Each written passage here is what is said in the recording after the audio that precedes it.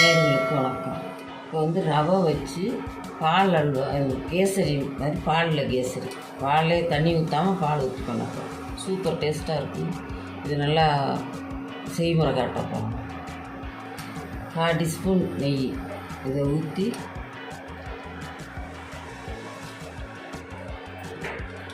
இதில் 1 டம்ளர் ரவை எடுத்துருக்கேன்.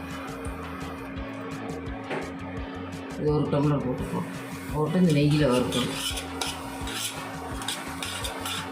சூடு வறுத்துட்டு இந்த டம்ளராலேயே 3 டம்ளர் பால் காய்ச்சின பால் ஊற்ற போகிறேன்.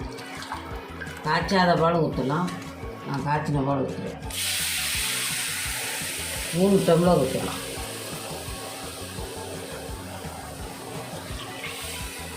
ஒரு டம்ளர் ஊற்றணும். கிண்டி விட்டு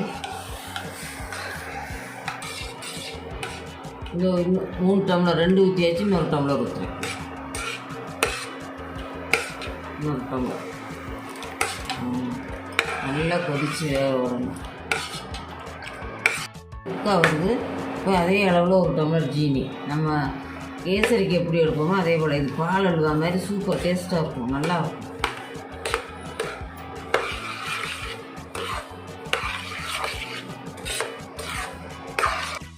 இப்போ வந்து 2 ஸ்பூன் நெய் போடப்போம். நெய் போட்டால் நல்லா ஒன்று ஒட்டா கொஞ்சம் உண்டனவே போட்டுக்கலாம். நல்லா அல்வா பதத்துக்கே வரும். நல்லா உருண்டு வந்துடும். 1 ஸ்பூன் பால் போடும் எவ்ரிடே. கொஞ்சம் லேசாக தூவி விடணும்.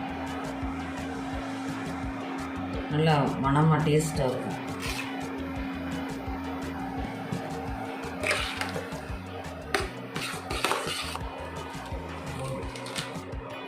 கொஞ்சோண்டு மஞ்சத்தூள் கலருக்காண்டி போடும்.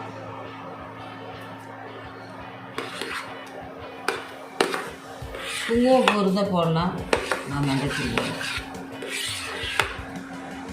நல்லா 1 ஸ்பூன் நெய்.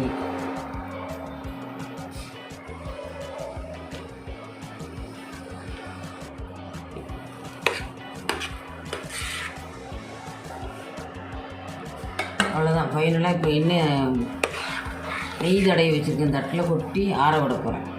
கேக் மாதிரி வெட்டிக்கலாம். கொஞ்சம் நேரம் ஆறின விட்டு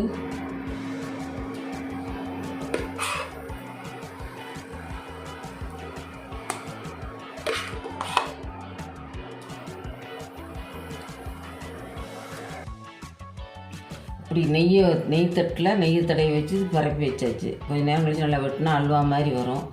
முந்திரியெல்லாம் மேலே அடுக்க போகிறேன். அடுத்து இன்னும் நல்ல ரெசிபியோடு உங்களை சந்திக்கிறேன்.